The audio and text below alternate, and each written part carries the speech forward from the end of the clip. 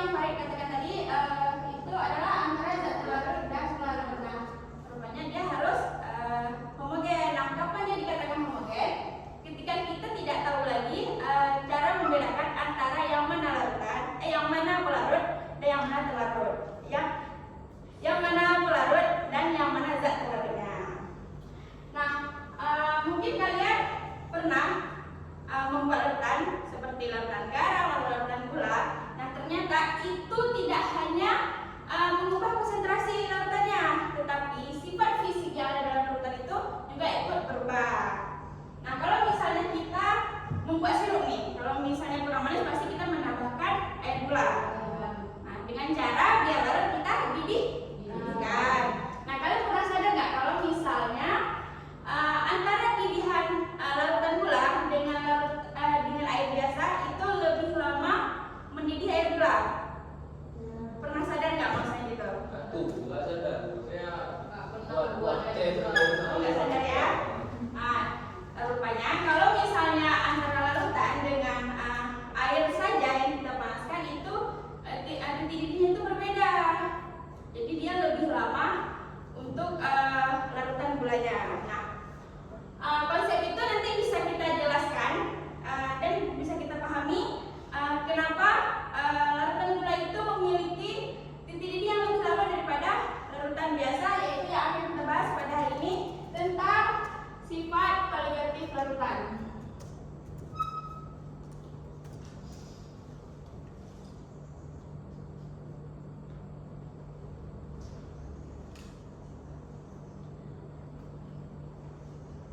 Nah, nanti Ibu mengharapkan kepada anak-anak Ibu, tolong dengarkan penjelasan Ibu, karena Ibu nanti mengharapkan kepada anak-anak Ibu untuk bisa menjelaskan apa itu sifat koligatif larutan, kemudian menjelaskan apa aja syarat sifat koligatif larutan, kemudian menyebutkan apa-apa saja yang menjadi sifat koligatif larutan.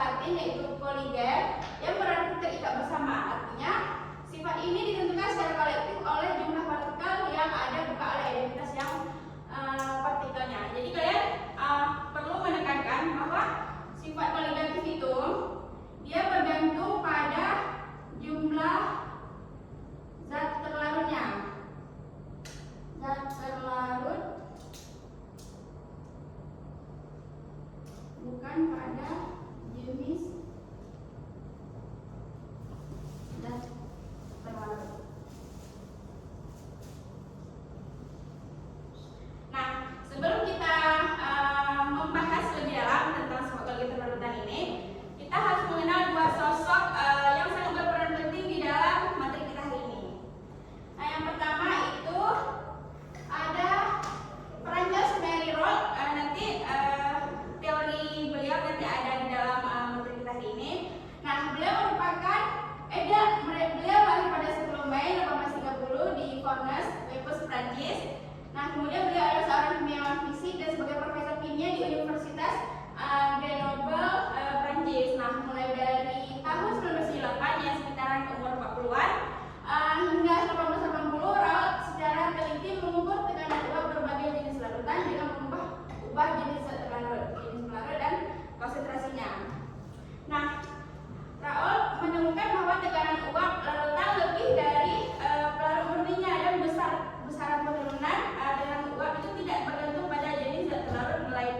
hanyalah pada jumlah partikel kan. Jadi teori yang pertama kali yang lahir sifat koligatif ini yaitu dari tekanan uap, penurunan tekanan uap. Jadi penurunan tekanan uap itu merupakan pintu dari adanya keempat sifat koligatif. Ada penurunan tekanan uap, kenaikan titik didih, penurunan titik kuku, dan tekanan osmotik. Nah, kemudian orang kedua yang berperan penting ya di dalam materi kita hari ini yaitu ada Jacobus Hendrikus van Hal. Nah, beliau lahir pada 30 Agustus 1852 itu di Rotterdam di Belanda. Kemudian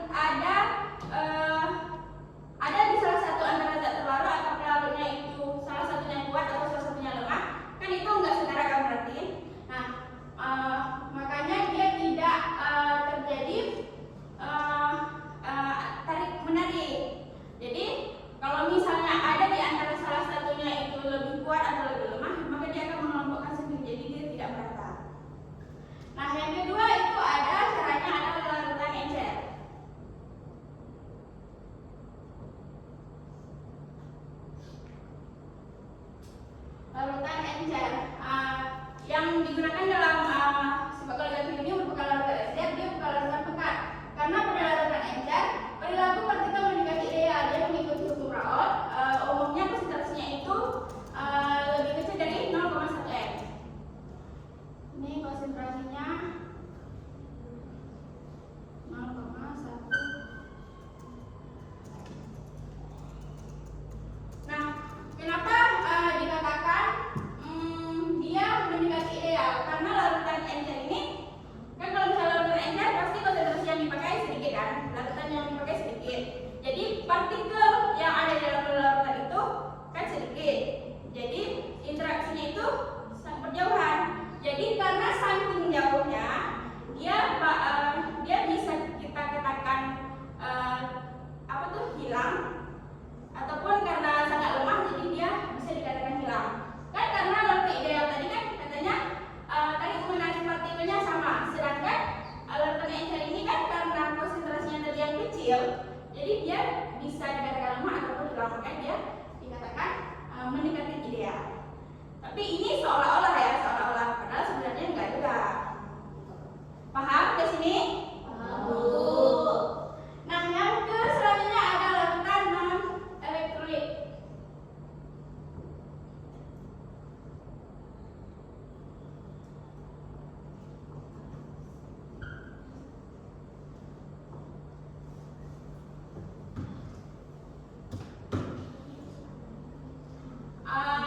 Selanjutnya ada larutan elektrolit. Nah, larutan elektrolit ini dapat digunakan dengan sifat koligatif larutan karena partikelnya bersua merata dan tidak mengalami ionisasi. Apa itu sifat koligatif? Apa itu elektrolit?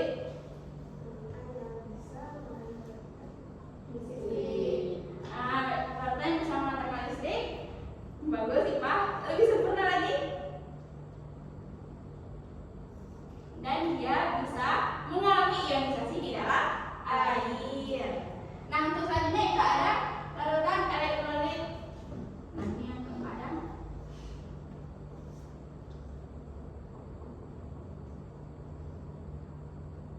Ada larutan elektrolit. Nah, untuk larutan elektrolit tadi, kan dia tidak terionisasi dan dia tidak membentuk partikel baru di dalam air. Jadi jumlah partikel yang dihasilkan di dalam larutan itu tidak sama aja jumlahnya.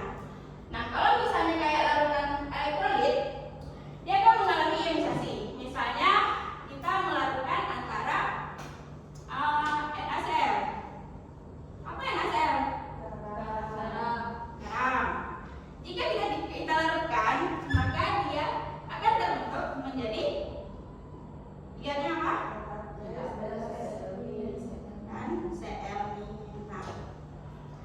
Karena dia terionisasi menjadi ion-ion lagi di dalam partikel ini, makanya kita harus untuk perhitungannya nanti menggunakan faktor Van Hoff. Karena kalau misalnya untuk larutan ideal, larutan encer, larutan elektrolit ini kita bisa menghitung dengan mengikuti hukum Raoult tadi. Cuman kalau misalnya untuk elektrolit, karena dia menghasilkan ion di dalam air, jadi jumlah partikel lebih banyak. Jadi makanya dia menggunakan faktor Van Hoff. Nah, kemudian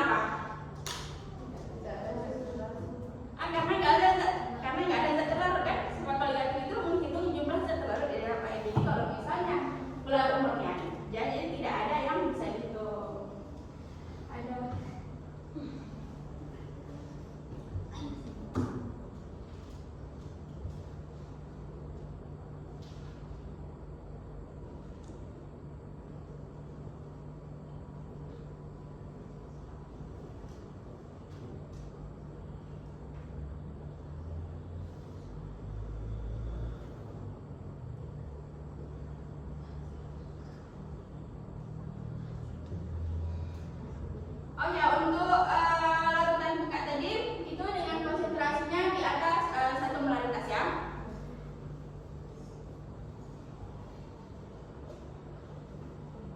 Nah, yang seperti dijelaskan tadi bahwa larutan encer itu ketika dia satu larutan itu encer, maka partikel zat terlarutnya sedikit dan bisa berjauhan, jadi dia tidak saling ganggu.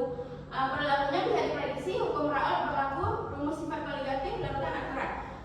Misal kalau misalnya kita di dalam satu ruangan ini, kalau misalnya kita jumlahnya sedikit, pasti kita bakal cuek ya. Jadi kita kayak nggak peduli satu sama lain dan interaksinya pun kurang dibandingkan kalau misalnya dalam satu ruangan itu padat, pasti akan saling bertabrakan. Dan kalau misalnya kita keluar dari ruangan, kalau jumlahnya sedikit, pasti orang kayak ya udah kan abaikan aja kayak gitu. Cuman kalau misalnya itu terlalu ramai, itu bisa diprediksi lah untuk keluarnya juga.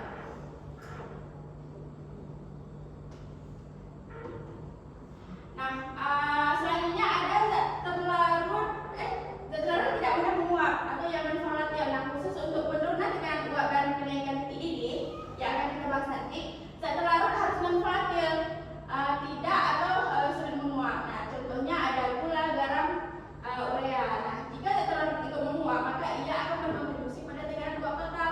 Nah, jadi perhitungannya menjadi berbeda. Jadi hukum Raoult untuk larutan dua komponen volatil.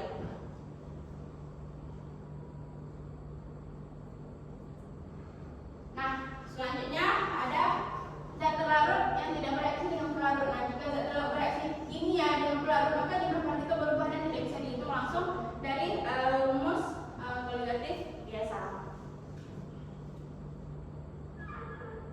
Nah, lalu apa saja yang menjadi sifat koligatif? Mungkin sudah dari terlalu panjang. Oh, sudah Pak. Ya, Ini terakhir Pak. 30 menit Oh, udah. paling maksimum ini. Yang terlalu banyak, satu konsep aja, satu konsep. Baik. Udah harus selesai. Satu konsep terus. Nah,